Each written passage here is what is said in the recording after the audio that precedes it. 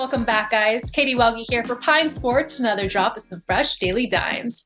We're ending the PGA playoffs this week in Atlanta with the Tour Championship ready to take place. And Tee2Green is here to cover the ins and outs of the greens at East Lake, along with his favorites for this closeout tourney.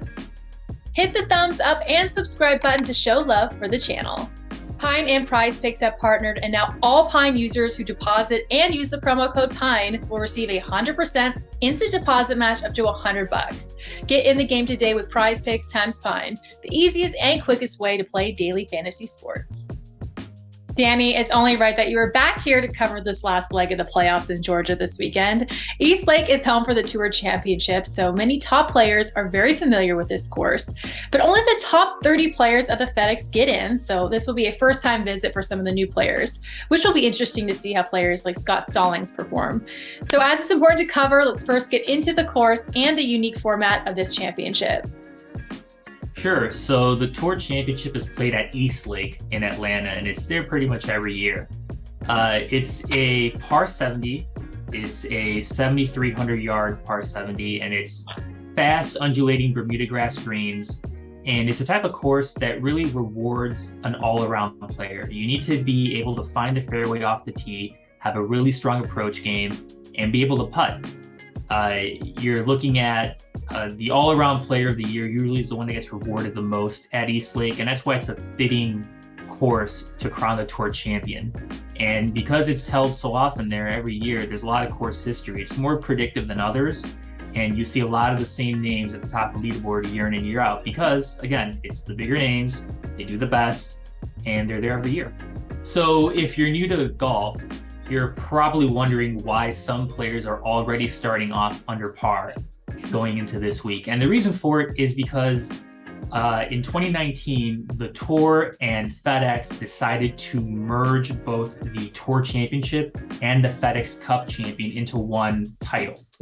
Back in 2018, Tiger ended up winning the Tour Championship, but he was so far back in the FedEx Cup standings that Justin Rose had clinched all the FedEx Cup prize money ahead of him. So the Tour decided, you know what, that's kind of confusing to have split winners when it comes to the last event of the season. So let's figure out a way to combine the two.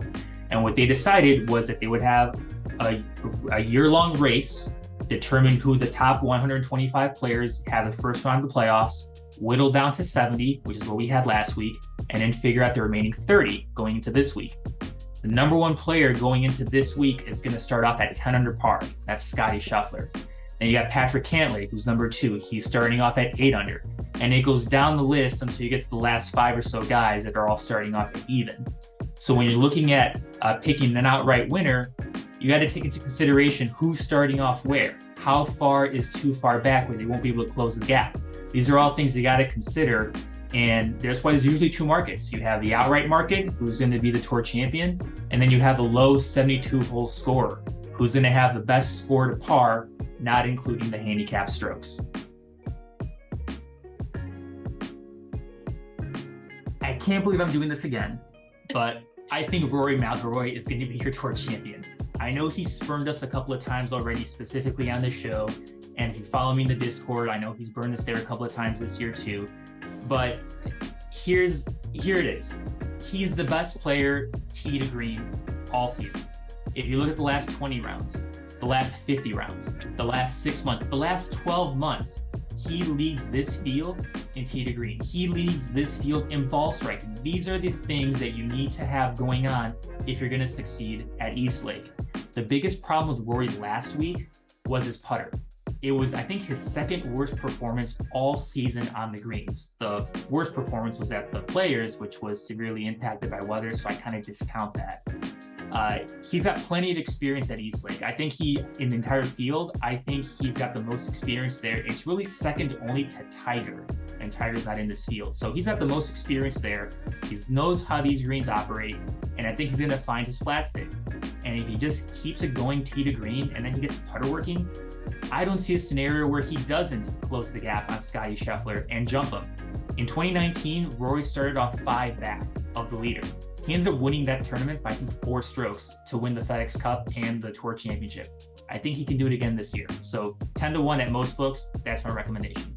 I love it. Riding the Rory train all the way home. I think anyone starting at 4 under would have a legitimate chance in this tournament. So I think that's a great pick. Is there anyone else that we should take note of in this tournament? So I mentioned earlier about there being the low 72-hole score market, and that's when you look at who's going to have the best score to par, not including the starting strokes that some of these players are getting.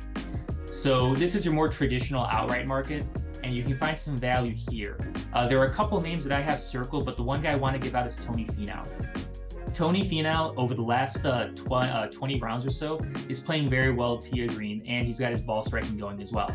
He doesn't have the history that Rory does, where I think he can close the gap and win the whole thing, but I think he's capable of putting up a low enough number where he'll get towards the top and win the low 72-hole score, but not win the tour title.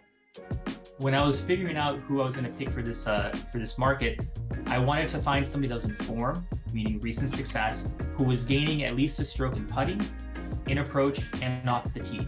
And Tony Finau met that criteria. So that's why I think getting him at about 16-1 on PointsBet, and I think you can get him 18-1 on MGM if I recall correctly. I think that's a good guy to get for that market.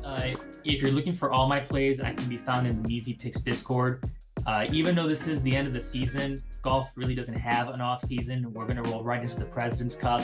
And then the 2022-2023 season starts right after that with the Fortinet Championship. I had the winner last year, Max Homa. I really hope to get off to a hot start for 2022-2023. I did pretty well this year, and all that information is available in the Discord. Follow me on socials. And if you have any questions, hit me up on Twitter. I'm always responsive there.